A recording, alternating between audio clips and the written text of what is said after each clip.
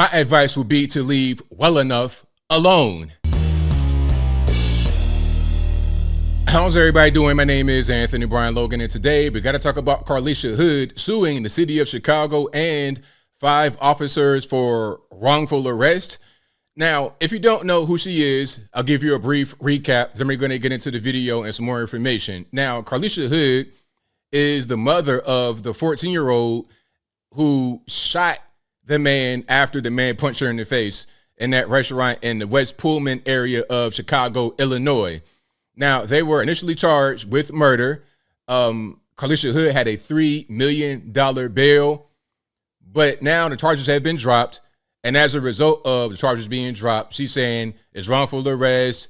I was a victim. Now I'm going to sue. Now, what's interesting here is that she's not suing the state's attorney, Kim Fox, from Cook County, the same person that was famous from the whole Justice Smollett situation. Now, why are you not suing the state's attorney who charged you with murder, you and your son, and hit you with a $3 million bail? Why are you just suing the city of Chicago and 5 police officers? We'll talk about that a little bit more a little bit later. But first, let's get into the news clip. If you want to see this clip without my commentary, link as always will be in the description. If you're on IG, visit a link in the bio, go to the corresponding article on the website. But without further ado, let's go ahead and roll it. Less than 24 hours after charges were dropped against her and her son, Carlishia Hood has filed a lawsuit against the city of Chicago and the 5 officers involved in her arrest. Attorneys saying that police had all the evidence they needed from the very beginning to know that their client was not guilty of the first-degree murder charges filed against her. Flanked by her 2 attorneys, 35-year-old Carlishia Hood broke down this morning, clearly overwhelmed by the events of the last 9 days. I just need a little time to heal and to just get my life back with my baby. Hood was released last night from Cook County Jail following a 6-day imprisonment on charges of first-degree murder and contributing to the delinquency of a minor. This after, on the night of June 18th, she was involved in a verbal altercation with 32-year-old Jeremy Brown while picking up a food order at a Maxwell Street Express restaurant in West Pullman. The incident, which was captured on both the restaurant surveillance video and on a witness's cell phone, shows that argument escalating into physical violence as Brown punches Hood in the head 3 times. We stopped the video before that first punch. It is just as that happens that Hood's 14-year-old son, who was by then standing in the doorway of the restaurant, opens fire on Brown, fatally shooting him in the back. Never in a million years would I have imagined being brutally attacked, beaten, and then arrested. Neither Hood nor her attorneys today addressed prosecutors' initial arguments against her, alleging that during the argument, Hood texted her son, who was waiting outside in their vehicle, to bring in a legally owned weapon she had in the glove box, inciting him to violence. While the co-defendant was still shooting at the victim, the defendant instructed her son, the co-defendant, to continue to shoot and kill the victim. What Hood's attorneys did address was the surveillance video, which by prosecutors' own admission, investigators had from the very beginning, and which they say demonstrates that any actions taken either by Hood or her son were in self-defense. Their lawsuit, filed this morning, accuses police officers of malicious prosecution, false arrest, and intentional infliction of emotional distress. You don't have to be a lawyer to appreciate and recognize that when a woman is violently attacked by a man, an unarmed woman, that she shouldn't be arrested. In dismissing the charges yesterday, the Cook County State's Attorney's Office said only, based upon the facts, evidence, and the law, we were unable to meet our burden of proof. An investigation into the now deceased Jeremy Brown's background shows that he was a convicted felon with several domestic battery charges against him. As for the lawsuit, the city of Chicago will only say that they will review it upon receipt. Okay, so that's the video right there. There's a lot to say. First of all, I'll link to the full press conference that Ms. Hood and her attorneys gave in the description box. It's about 21 minutes long. I watched the entire thing from the beginning to the end. It was pretty interesting. One thing that I've seen throughout some of the comments on YouTube and social media, they're saying, hey, ABL, you should retract your statement about the mother texting the boy to go get the gun or whatever. That's been debunked. No, it hasn't. The initial facts of the case have not changed. What we were told by the news media and by the police in Chicago has not been changed. It's been the same story. The story is as follows. Carlishia Hood and this random guy, Jeremy Brown, they're in the hot dog stand arguing over food or something. Now, the fight escalates. Jeremy Brown punches Miss Hood in the face. Her boy, her 14-year-old son, shoots Jeremy Brown in the place as they're leaving, including Mr. Brown after he had been shot. The 14-year-old shot Mr. Brown at least 2 more times and he dies. Then there was an allegation that Miss Hood instructed her son to shoot a witness who was right there for whatever the case may be, but that part didn't happen.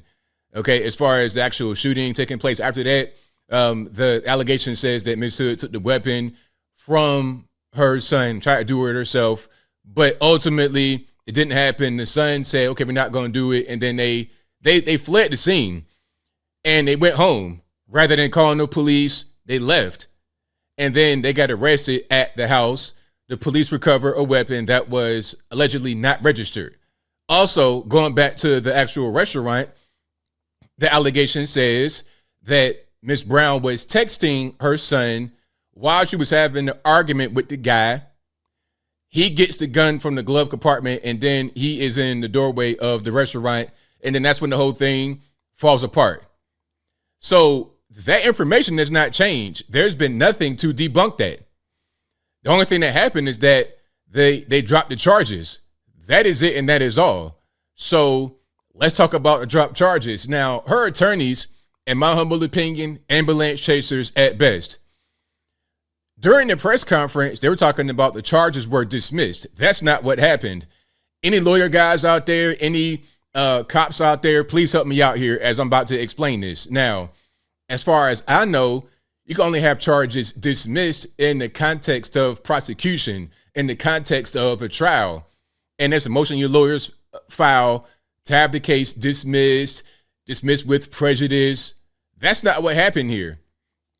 If a case is dismissed, it can be brought back, but that's an official court action inside of a trial. If dismissed with prejudice, that means a charge cannot be brought back again.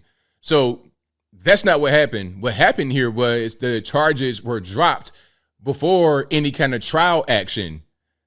So the charges can be refiled if they see fit. So this ain't a situation where she just beat the case. There was no case because the charges were dropped. But her lawyers kept saying the charges were dismissed. That's not what happened.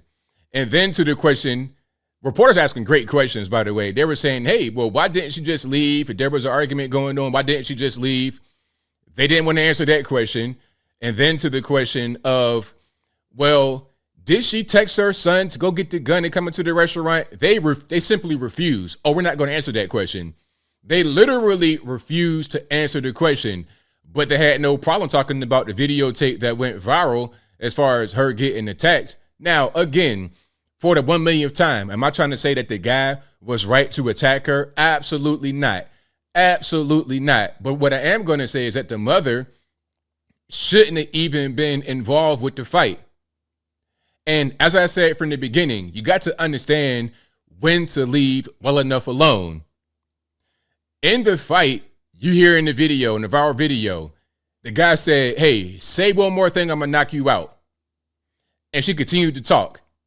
And then that's when everything went down. Now, some are going to say, well, freedom of speech, ABL. She can say whatever she wants to, ABL. That does not give this man the right to punch her over some words. And you know what? You're right.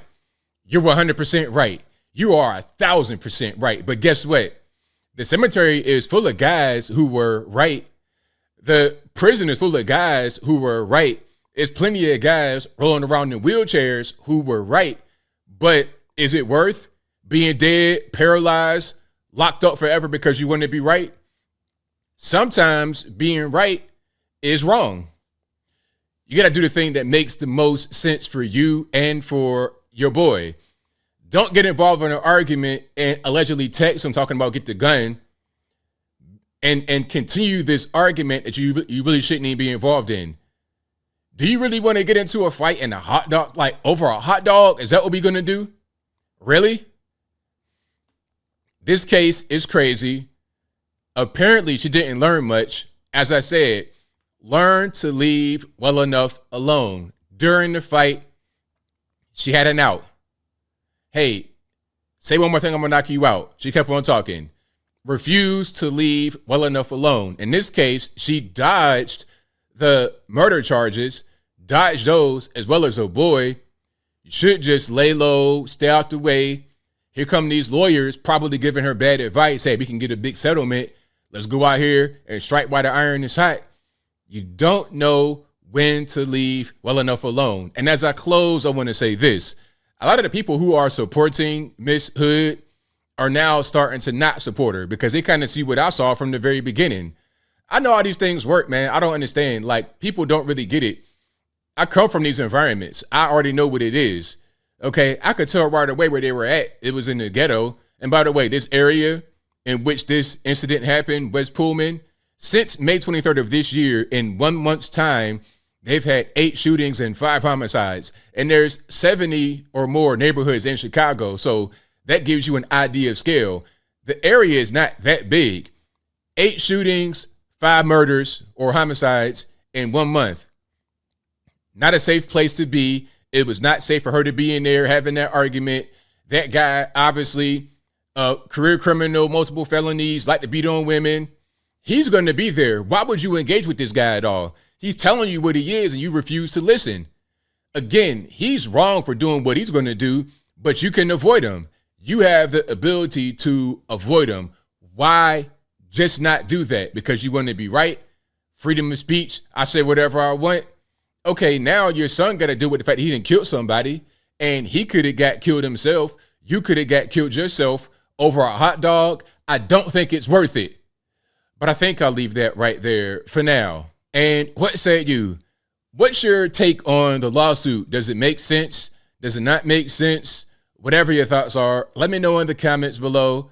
You guys know where I stand. This whole thing was totally avoidable. And the lawsuit, in my humble opinion, doesn't make sense. Because who are you suing? The city of Chicago? Why are they responsible? The city? You suing the 5 officers? Why are they, like, people get arrested all the time for things that they are innocent of, and sometimes they go through a court process and they get found innocent and they go home. Does that mean that everyone who's found innocent can sue the people that arrested them? If you have probable cause and evidence to arrest somebody and you get arrested, is that wrongful? Because the charges are dropped? I'm not sure that's how that works at all. And again, why aren't you suing Kim Fox? Is it because she gave you a lifeline? Is it because it's some kind of backdoor communication? I have no idea.